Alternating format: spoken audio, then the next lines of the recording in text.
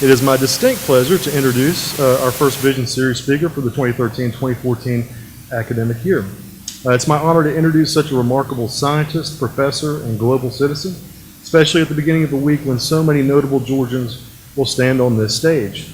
Dr. Newcomer is going to speak to you today about global awareness, sustainability, and global citizenship. Lofty topics all, but what these ideas really come down to, as I've been considering them in advance of this presentation, are two things: looking to the past and planning for the future. As we consider the health of our environment and what we can do as individuals to improve it, we naturally look to the past and think of the future. This seems to be a particularly relevant idea this week at East Georgia State College. In a week we will celebrate our 40th year as an institution of higher education and also formally invest Dr. Bomer as our 5th president. We look to the past and we dream of the future. Dr. Newcomer holds a master's degree in environmental management and a PhD in social ecology, both from Yale University. He's the director and resident scientist of the University of Georgia's Costa Rica campus. UGA Costa Rica, by the way, recently received yet another award for its efforts with sustainability, this time the 2013 Innovation and Sustainability Award from goabroad.com at their annual conference of the Association of International Educators. In 2012, the Costa Rica Tourism Board granted UGA Costa Rica 4 leaves, its highest level for natural, cultural, and resource management. They say that home is where the heart is, and if this is the case, Dr. Newcomer's heart is certified LED Platinum. LED is leadership in energy and environmental design. Dr. Newcomer and his wife designed and built the first LED certified home in Athens, Georgia, the 7th such platinum design home in the state. At the same time, it's a house that incorporates a number of timeless design elements: a wood-burning stove, a cistern, and solar heating. Again, we look to the past as we plan for the future.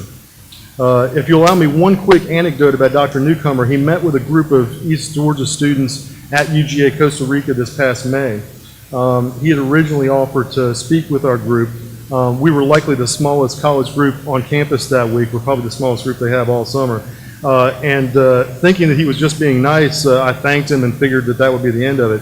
The next time he saw me, he asked me again if he could meet with the East Georgia students. So after lunch one day, we found ourselves in the classroom with Dr. Newcomer enjoying a presentation that captivated the students and the faculty members present.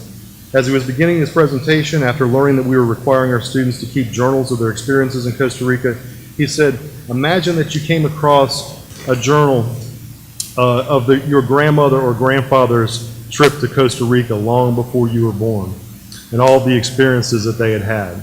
That's how you should write your journals, like you're telling your grandchildren about this amazing trip that you have the privilege to take." Again, we look to the past and we dream of the future. It's my pleasure to introduce to you Dr. Quint Newcomer, Director of UGA Costa Rica.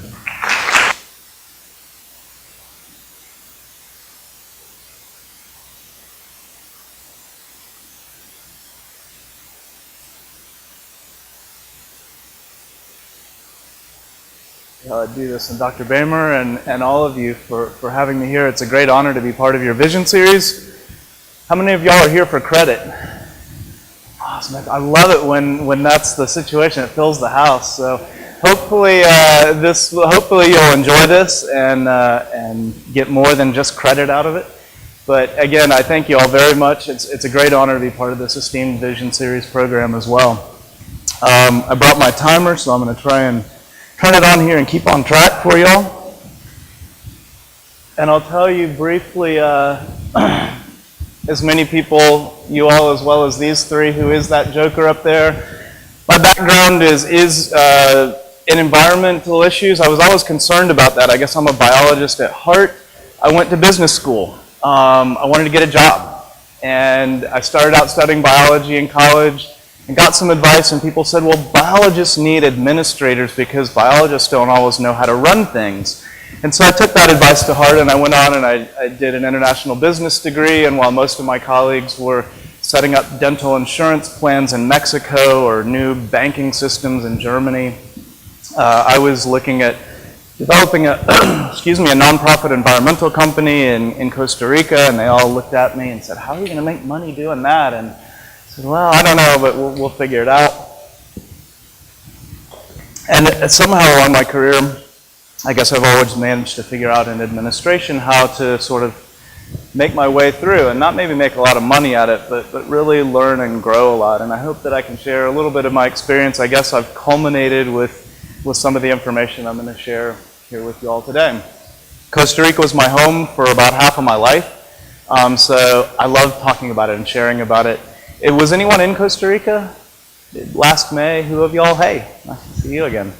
And good to see you all again. Well, I hope that this is interesting for you all. Why are we here in education? Why are we studying? Why are we teaching? Why are we administrators in education? It's all about learning. And as we think about the future on this planet, really, I love this quote. Stephen Sterling wrote a book called Sustainable Education. The difference between a sustainable or a chaotic future is all about learning. That's why we're here. And so for me to share with you, I want to share with you, I guess, where I've come to as a teacher and administrator in thinking about learning and the type of learning that we should be doing. I was asked to give a talk a few months back in March about global mindset and global perception and global citizenship and what is all that. And so I just went to Google and I said, put in global mindset. And a few different things came up, and global citizenship and all that. I went to a school called Thunderbird for Business School. It's a graduate business school in Arizona. And they have a project there called the Global Mindset Institute. And it says, the professor there, our professor said, most citizens grow up as unicultural individuals. We grow up around people like ourselves, and that's what we're used to. And with global business now, we're all being forced, people that all come in like that from all across the world, to work together in different settings. I think that happens even in the state of Georgia. We come up, growing up in different situations, we have our own backgrounds and culture, but yet we have to work together, and that's a lot of the university experience as well. How do we do that? This global mindset project is really set up for big businesses to decide who they want to hire and how they want to hire, and they measure it. They've developed this assessment tool to measure that, and one of the things they use is the airport test. So imagine yourself flying to another country, and you land, and you can't read any of the signs. It's not only in a different language than you speak, but the characters are all different and everything. What do? Do you panic? Do you freeze? Or do you look around and see where people are moving and figure out how to navigate that and get to your destination? And that's one of the measures that they use to see, do you have a global, what is your global mindset? I thought that was interesting. We're educated, Sterling in his book says that we're educated really to consume and to compete with each other, and not so much to care and conserve. And so we're being trained in a certain way to think about the world a certain way. And he argues the way we need to be thinking about the world is to really care and conserve about people and about our environment around us. David Orr, who's an administrator, a great professor at Oberlin College, says that the problem is not about how to produce ecologically benign products for the consumer economy. As he writes about sustainability, he says it's all about making decent communities where people are responsible citizens and whole people. I really like that as we think about sustainability and what does it mean to be a global citizen and have a global mindset. I was really inspired by this. Bill George was the chairman of Medtronic, huge international corporation. He's a professor at the Harvard Business School, and he leads retreats for executives to come in and make big business leaders better big business leaders and teach leadership skills. And this is what he tells them. The purpose in business, and this is from an incredibly successful businessman, the purpose in business and life is not quarterly earnings or shareholder value or profit. Real meaning comes from committing to something greater than oneself and doing something that makes a lasting difference in the world. And so he's talking to chairmen and CEOs, and I wish that that would have been the lessons that they taught us in business school, because that wasn't always the core message. But I think this is extremely important as we see a shift in the way business thinks about how do we operate, and are we only trying to compete with each other, or are we trying to care and conserve? And this message is really exciting, I think, coming out of the business world and how business leaders are being trained. Do something that's greater than yourself and that makes a lasting difference. So then I typed in global citizen, in Google, and it came up with globalcitizen.org, building social movements. The definition of what is global citizenship, it was standing up against great injustices. It was taking action and supporting causes. So it was a very activist-oriented perception on how do you define global citizenship. Different from that definition of what is a global mindset. That's one way to do it. So then I put an S on the end and looked up globalcitizens.org, and what does that do?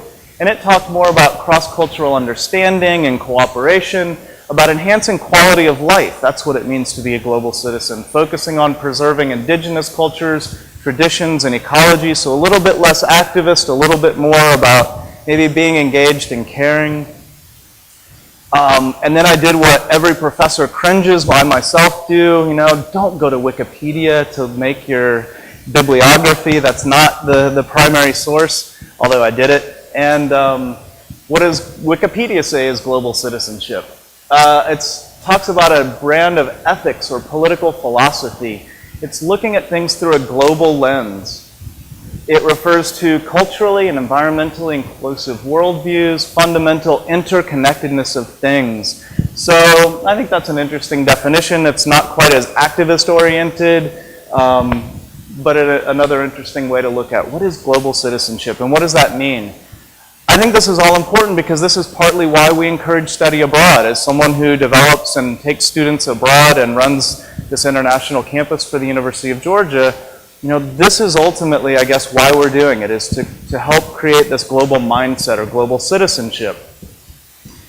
That all relates to sustainability, I think. And how do we define what is sustainability? Does anyone have any of you all studying or thinking about this? How would you define sustainability? I know we're in a big audience, but someone shouted out. Anybody? Those of you who are getting credit, someone needs to tell me. What is sustainability? Anyone? All right, well, if you get an idea, I'd love to hear afterwards.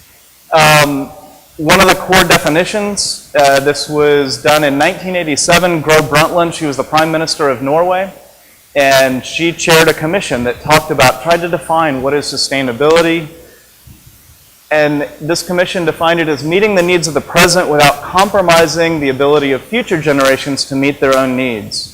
It's an interesting definition. So what we do today, how we live on the planet, should meet our needs, but not compromise our kids' ability, our grandkids' ability to meet their needs as well. Who in here was not yet born in 1987? Great. So a good part of the audience was not yet born in 1987. Think about it. I want you to remember that for just a second. I was reading this book recently. Every year the World Watch Institute puts it out, called The State of the World, and this year's was titled, Is Sustainability Still Possible? They looked at the planet, and basically this was for those of us who were born in 87 and who are over 40, mid-40s, 50s, and up. You know what going to the doctor and your annual physical is like, and they poke and prod every orifice of your body and do things to you that you wish they wouldn't do, and they see how are you doing and how are you feeling. If the Earth was going for its annual physical, it would be checked into the emergency room right now, to the ICU. There are 9 major systems on the planet that this report evaluated. 3 of them are already past the breaking point.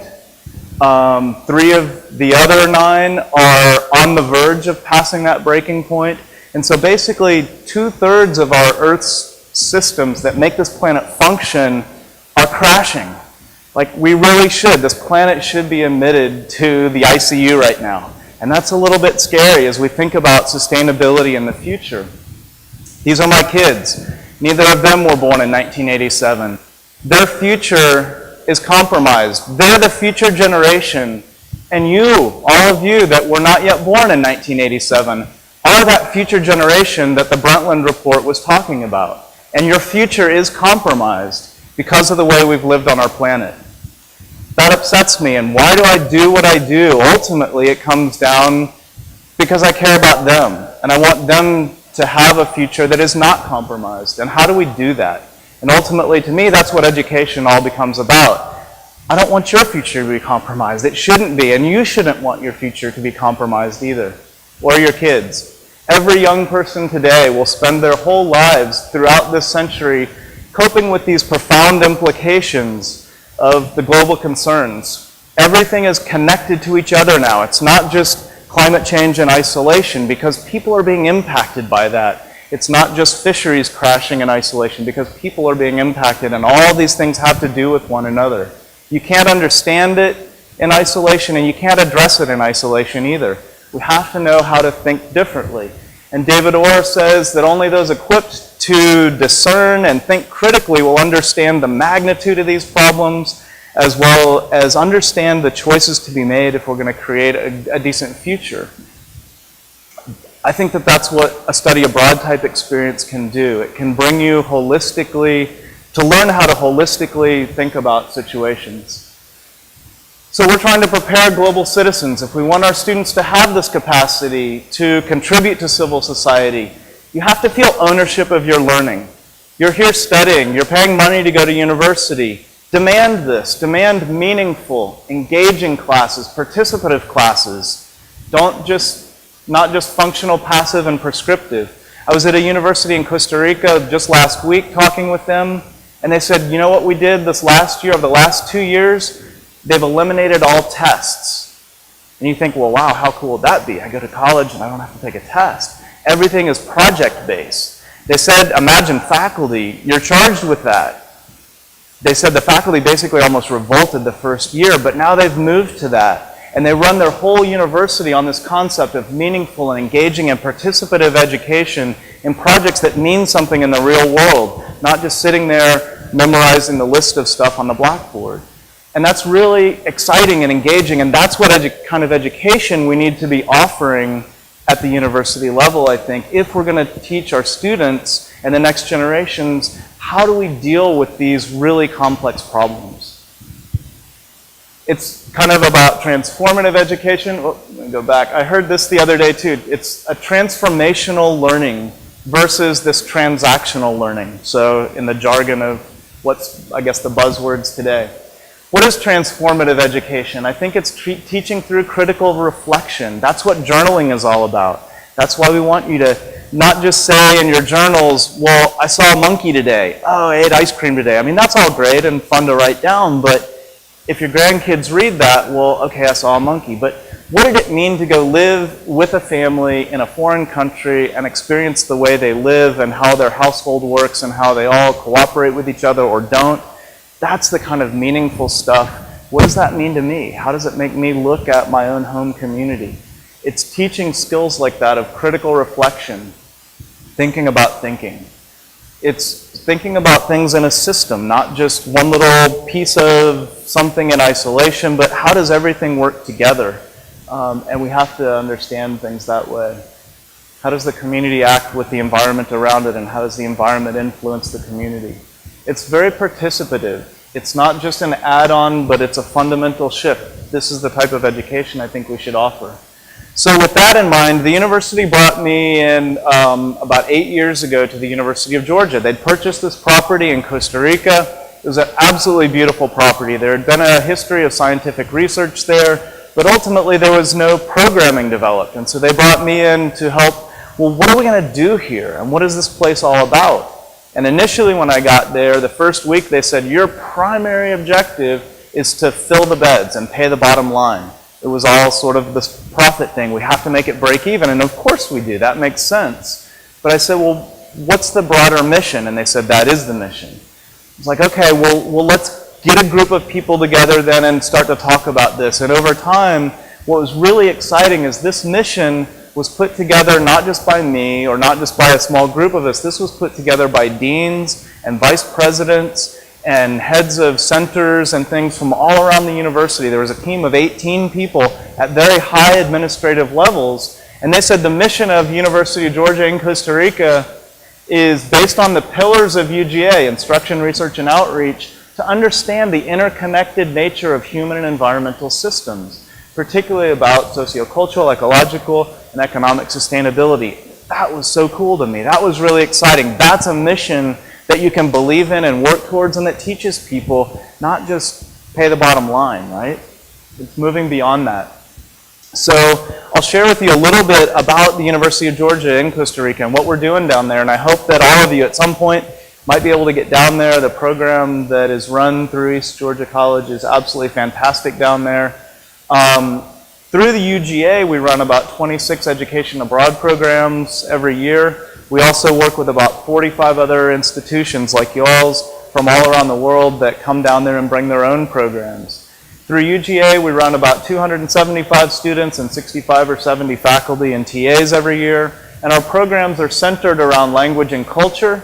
So we have everything from anthropology and painting and drawing and dance projects and other things, and a lot of Spanish programs.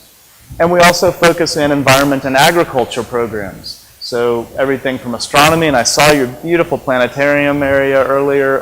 That was really cool that you all have that here, and I hope you take advantage of that. To ornithology and organic agriculture and watershed management and teaching GIS and engineering. And so basically our courses for us, for University of Georgia, are focused in these two areas. And to me, and as the person who's overseeing all this, we're really trying, why do we do this again? We're preparing global citizens, regardless of what you go down there to study, whether it's Spanish or art or ecology or astronomy or something else. I want to encourage critical thinking and creativity and awareness of society and environment when you go down there. And that's why everybody plants trees and other things, and I'll tell you more about that in a minute. This chart was given to me by our Office of Service Learning, and it's the way that they assess experiential continuation. And I looked last year at some of our programs and how are we doing in this? And all of our students that went down on our 26 programs did some sort of volunteering while they were there. We offered 18 internships during the last year to our students. We also, all of our students were involved in this field-based education, so we're complying with a lot of these things that amount to experiential education. Almost 3/4 of our students did some sort of direct community service project as well, and about half of them were involved in formal coursework that had service learning components that engaged students not just to do community service, but to think about that and relate that back to their academic experience there. So I feel like this is in part our chart to measure, well, how well are we really preparing global citizens, thinking critically and doing this active participatory engagement.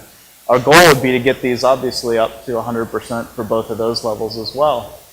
I want to show you a few pictures. So what do we do down there when we talk about volunteering in the community or other things? This is the Community Health Center. Our art students went down and painted a beautiful mural on the health center. Our vet med students did a spay-neuter clinic in our laboratory, so they did hands-on work doing this for the local community. One lady walked 3 hours with her dog to bring it up here for the spay-neuter clinic. We also bring the local veterinarians down and help train them on the most recent techniques. So our students are getting to be teachers teaching the local vet about these new techniques, as well as providing a great service to the community. We have a program that works. This is one of our professors, Dr. Mellum, and she takes her students and they go in and work in the local schools there. And it's not just teaching English, but they're teaching the water cycle. So they meet with the local kids, 1st grade through 6th grade, and they talk about, well, what is the water cycle and why is that important, and doing it all in English. So these kids are learning the subjects that they're studying in school, and they're also building their English skills, and it's a great opportunity for our students. We also work on butterflies. There's no better way to engage than to touch something. And I took out all the pictures of our students holding snakes because I thought that might freak people out. But they're actively involved in butterfly studies as well. We started doing this study in 2008, and the local expert said, you might find maybe 150 butterfly species in our little valley if you're lucky. That would be a high-end estimate. We've been collecting since 2008 with our students. She's not even a science student. She was, I forget, in the social sciences in a basic ecology class, but she and her other students went out with the professor, collected samples, and we're looking at these species. We're up to 230 species now that we found. So we've exceeded what the experts thought would even be there by 80 species, and we're giving a collection of these. So then the students go in and they learn how to mount them And they put them in boxes like this, and we give it to Costa Rica's National Biodiversity Institute, who is cataloging and collecting all of the biodiversity in the country. Really exciting work that a non-science student can get involved in, and for the rest of her life, I guarantee that she'll appreciate and understand the concept of biodiversity and why it's important. Our landscape architecture students have gone down and helped a lot in our local community, designing brochures and maps and pathways for local farmers who offer tours on their farms. And this is a great chance for them to go out and help someone who's offering a service in the community, help a small business improve their services so that then they can teach and bring more people in there and teach about sustainable agriculture and community development. And I'll show a slide in a minute and follow up on that thought. We also do the sustainability report, and I apologize I didn't have more. I put a few out there outside the room. Please pick one up if you like, but they're also, both of these are available for download on our website. But this is all a student-driven project to come down and analyze how is our campus doing and how can we do better and to measure this. And we have undergrad students getting credit to do research on this project every year. We brought 2 engineers down last summer as part of this project to do a whole campus carbon footprint analysis of the campus, and they created their own tables and metrics and everything, and quite honestly, it compared to a PhD dissertation that I've seen, the quality of their work as undergrad students. So there's that part of it, that immersion, that active participatory learning. This is a huge part of it as well. Students going and living in the local community as part of their program and seeing what is a Costa Rican's house like and how does the family operate and that cultural immersion, practicing Spanish and learning. It's an incredible opportunity for students to grow and experience another culture. I'll tell you a little story about a student. He came, he was petrified to go do the homestay. He begged us and begged us, can I please stay on campus? I really don't want to go. I don't speak Spanish and I'm just afraid of it. And no, you can do it. You know, you can do anything for a couple of days, right? So eventually we coaxed him, can I just keep my room and sleep here? No, you've got to go and stay with them. So after a week, he actually enjoyed it and he survived and he thought he would go back for the second week, and then he eventually did 4 weeks over the course of the semester.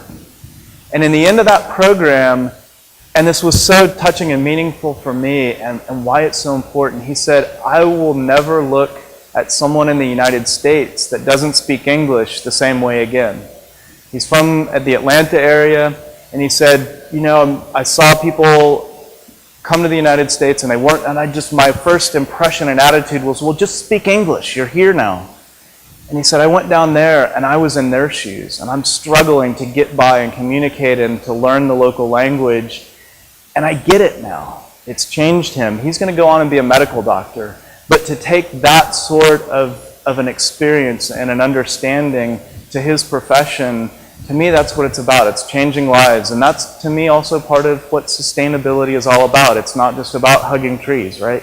It's about our cultural awareness and understanding. And that's why that global mindset talks about that. So this is a slide I use, and this is, I think, why we want students to go abroad. This is where we live typically in our daily lives, in our happy space, right? Our comfort zone, if you will.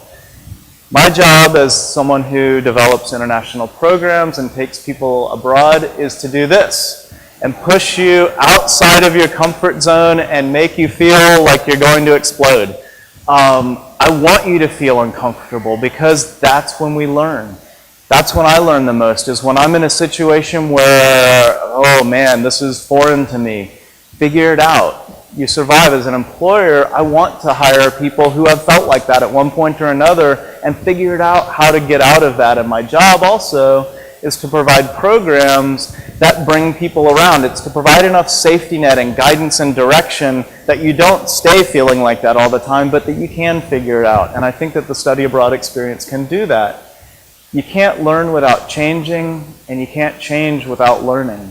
And again, that's why we're all here at the university. That's why we're teaching. That's why we're studying. It's to learn, and you can't learn unless you feel like that every once in a while. What's that? What's that? So this is the San Luis Valley. where we are. This is why they call it a cloud forest. And we are luckily located at the end of the rainbow. I have yet to find the pot of gold or the money tree, but that's where we are. The University of Georgia has 155 acres overall, and a lot of it is in forest conservation. We also have the built-out space of the campus there, and then we run campus as an active farm with agriculture over here and over here, a small eco-lodge right in here, so we have about 500 tourists a year that come and stay with us, and that's what it looks like. That's the setting. The goal with what the university built there was not to build these huge, impressive buildings. Our buildings are beautiful, but we wanted the focus to be on all of this, not on these things. So that's why it's all nestled in and kind of hidden within the structure around us.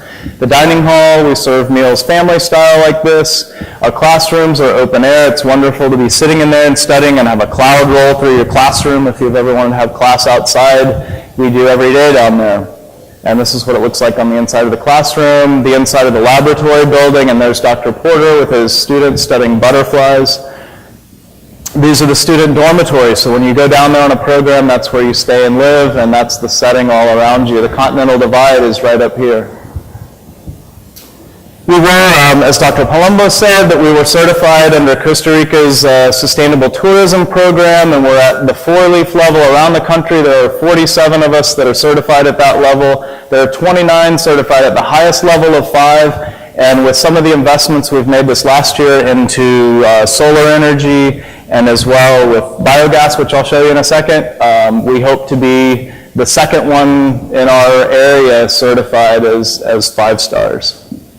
We run an organic farm, like I said, so a lot of the food we grow, we want to be a demonstration site for organic farming to do things that other local farmers might be able to adopt but aren't willing to put the resources into to try it and see if it works or not. We can try it at our campus, and we serve about 15% of the food that comes into our dining hall is grown right from our own farm. And that's all, that farm is run by one of our College of Agriculture graduates as an internship program.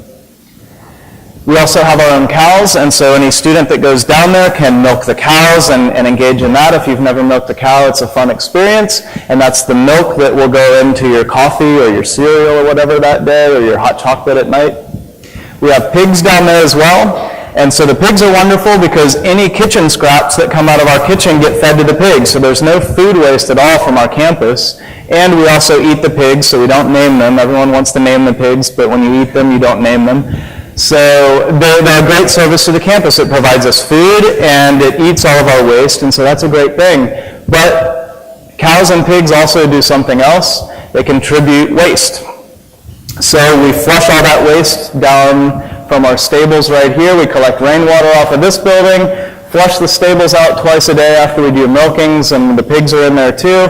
And it goes into this pipe and into this big bag called a biodigester. It's an anaerobic digester, no oxygen in there. It's just bacteria eating up all the solid waste. What comes out the other end is pure water. It's an amazing process. All the solids break down in there. It's just water that flows out the other end. And it's set up as a bubble because we're capturing, who knows what's the byproduct of the digestion? Anyone? Methane gas. So we're capturing cow and pig farts. I guess I shouldn't say that in a big auditorium, but it's what we're doing. And we're burning things on it. Well, that's where we cook our beans, which is sort of ironic in a way. And we should, and everybody as we set this up said, you can't do that, it's too cold. Yeah, this technology works really well in the lowlands, but that's why we wanted to do it on our farm. As a university, we can try these things, right? So we take it up into the mountains where it's cooler, it's up higher elevation, and we showed actually it can work, and it does work really well up there. And it worked so well that we decided to take it to a next scale. And we hooked it up to all the toilets in everybody's dormitory rooms and in all the public bathrooms and the kitchen and everything. So all of our campus now feeds into this giant biodigester, a lot bigger scale, 2 massive tubes that are about as big as this, long as this stage and about as, well, even deeper than the stage, that fill up with all the waste from campus.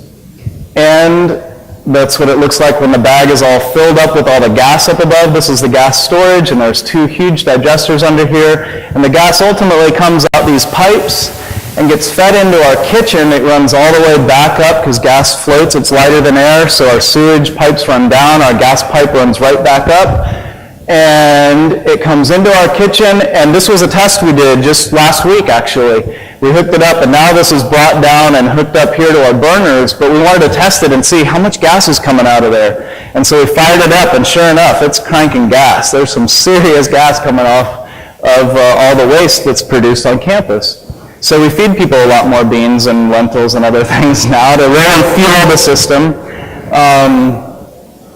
But it's really exciting that this is working. And so now we can use all 6 burners here are running off of free energy. This is so cool. It's taking a waste product. It's treating our water, which is the primary reason we did it, but we also have free energy now. And that's an awesome system to show other people. We've had lots of different hotels and other big businesses coming to us. Actually, the U.S. State Department, we have a conference call on Thursday morning, came to us and said, we want to talk to you to help promote this technology with pig farms all around Latin America and Central America and in Honduras and Nicaragua especially. And so this is really exciting, serving the outreach mission. What's the return on investment? People ask me that all the time. You built this big facility, what's your return on investment? That's it. It's sharing this technology with other people. It's getting this adopted and having other people do it. That's why we do it.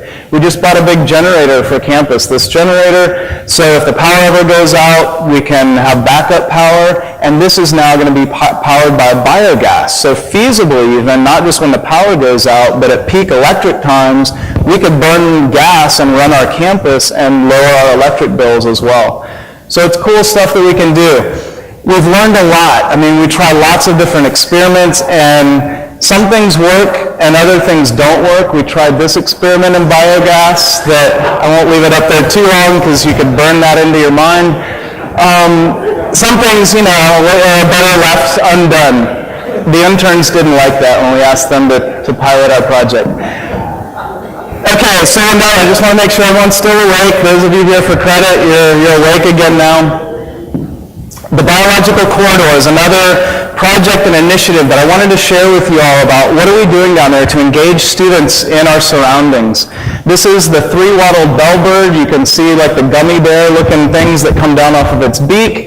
It's an incredible bird that migrates through this region, and so our corridor is called the Bellbird Biological Corridor.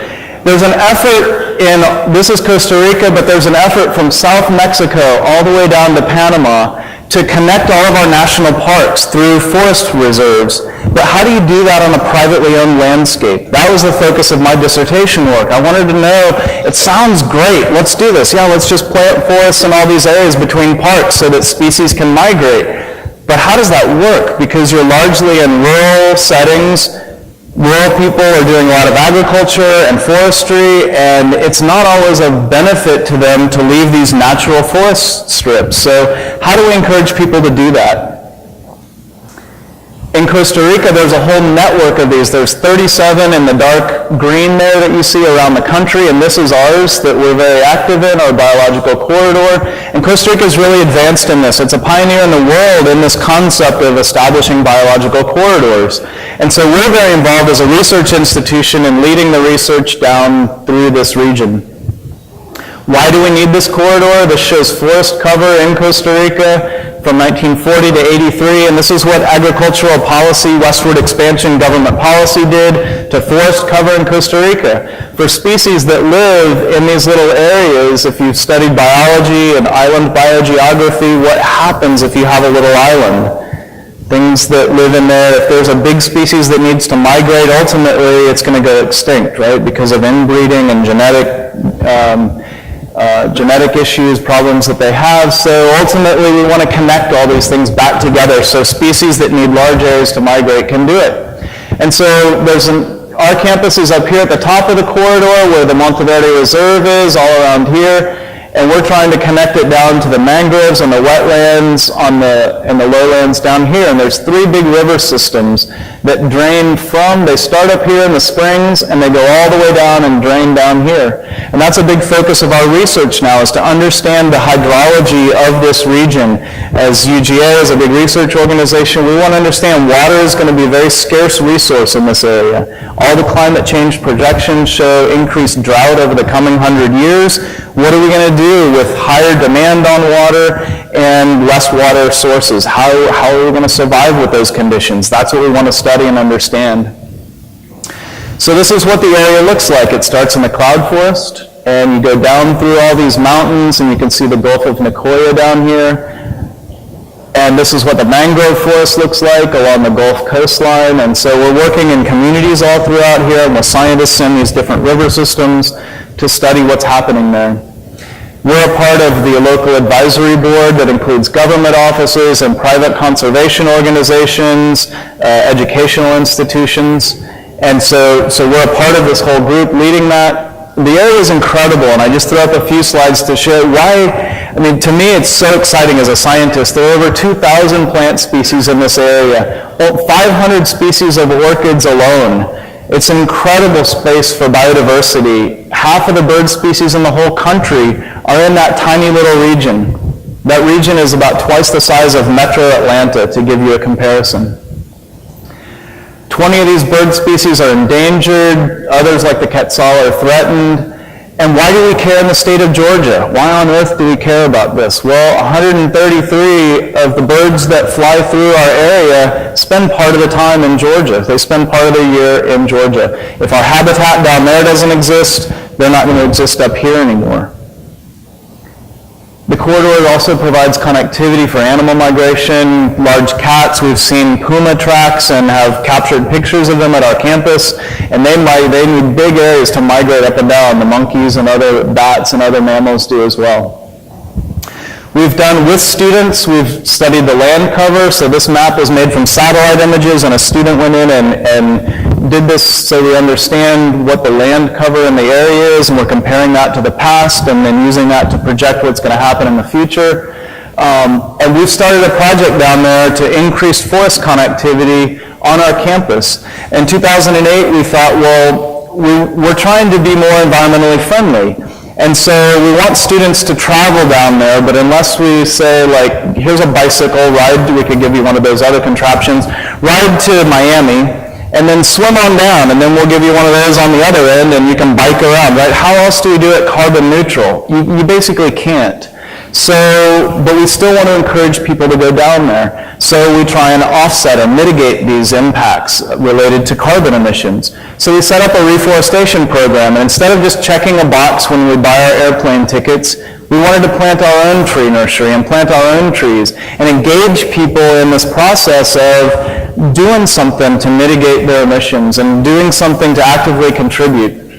And so we give all of our students a carbon offset certificate for participating in this program, and we take them out to plant trees. And again, there's Dr. Mellum with her students, and not only does she have her students who are on the program, but they're going out with the local kids, and they're planting trees. And in English, they're doing all this and talking in English with these kids about why is it important to plant trees and why do we care. So it's engaging the students in multi-layers of this collaboration.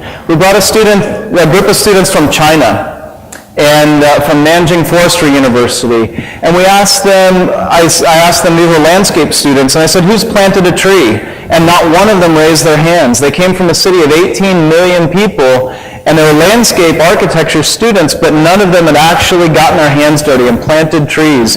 And so we took them out and planted over 300 trees associated with their trip down there. When I took them to the airport, they were crying. They were at the airport saying, this was the most meaningful, impacting experience of my life, because they had this hands-on, like, visceral experience. They smelled it, they tasted it, they had dirt in their mouth and in their eyes and bleeding hands from shoveling, and they loved it. I mean, it was so engaging, and it was meaningful, and it was participatory. And again, it made them, I think differently and better global citizens. I'm going to read you something briefly. We care about trees. Trees and other vegetation breathe and grow and exhale water vapor. About 20 billion tons of water, 20 billion tons of water are released every day by just the Amazon rainforests. This condenses into great swirls of white clouds that produce rain.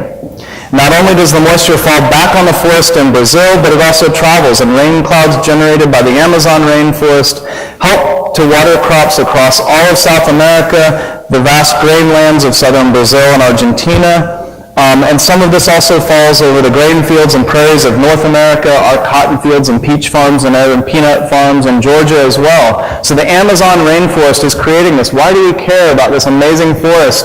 And in Costa Rica, this is your backyard.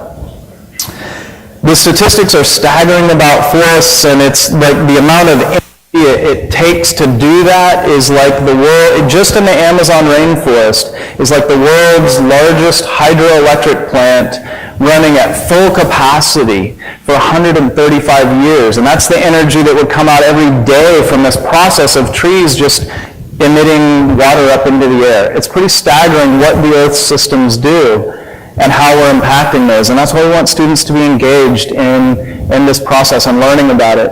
So we've planted almost 28,000 trees so far. We hope to double that by December 2015. And we're out monitoring and measuring those trees. So again, actively engaging students in understanding what's the mortality rate, how fast are these trees growing. And then our students learn GIS by going out and plotting all these trees that we've planted, and our goal is to have that up on our website. So if you go down and plant a tree, you can then go online to our website and see that tree and see how it's growing over the course of the years. And we're on our way to getting there.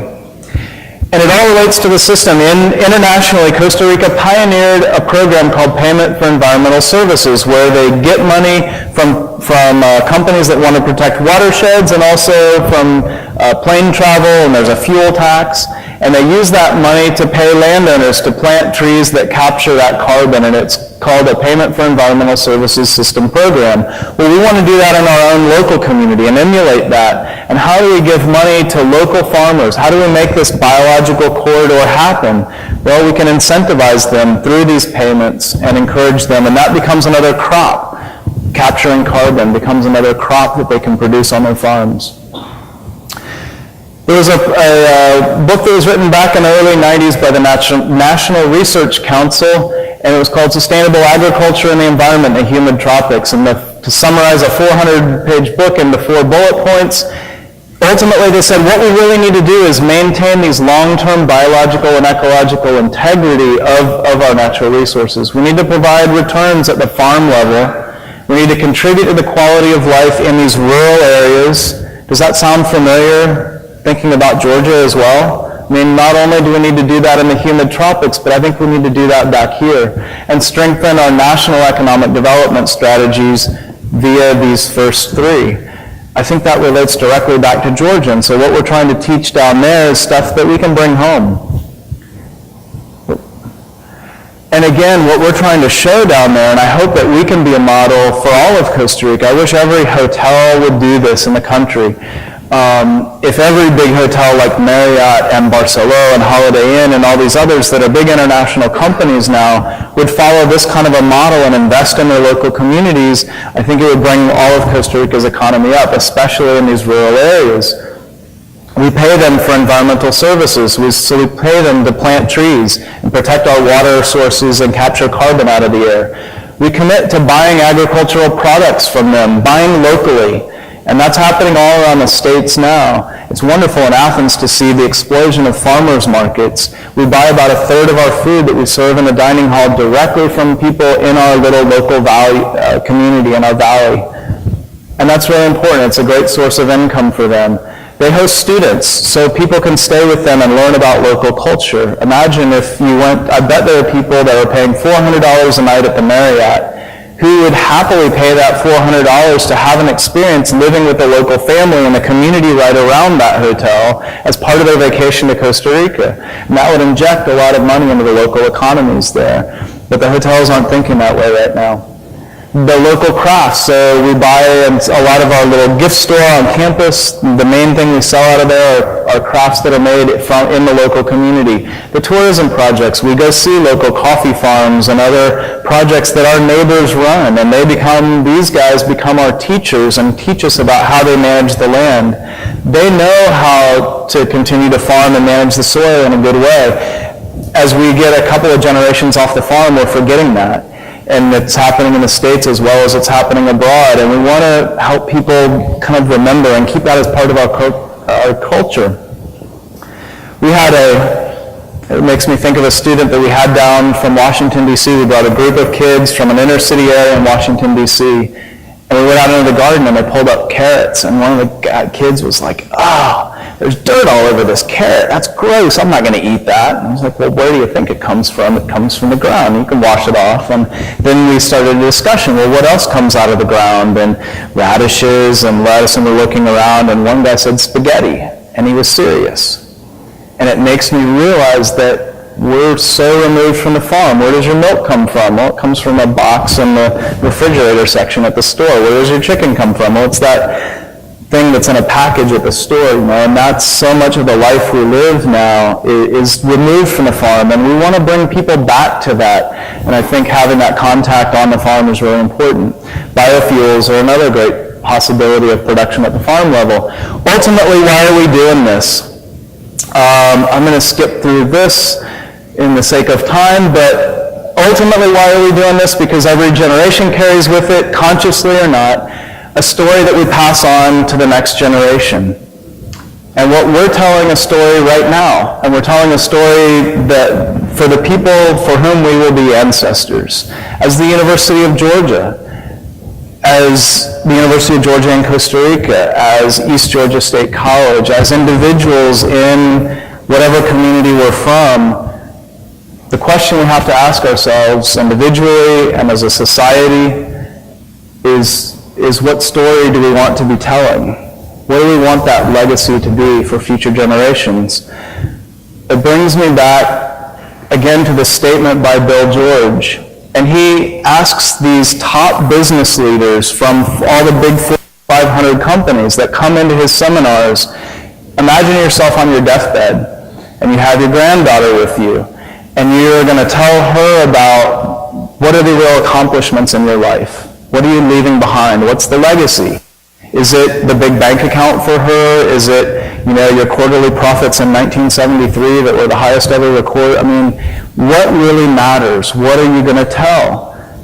It's that commitment to something greater than yourself that makes a lasting difference in your community around you. And ultimately, that's what it's all about. That's the story we want to tell. And I think that we need to start thinking about the planet as part of that story. And how do we do that and engage people in thinking about these huge global challenges and problems that we face?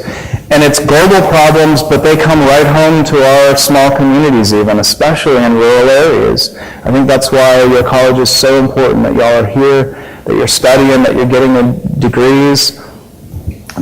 This is part of what it takes to address these problems, and the stuff that you're learning is so critical. Demand participatory education from your faculty, and faculty, I hope you provide that engaging participatory experience for your students to give the critical thinking skills, the ability to address what we're facing.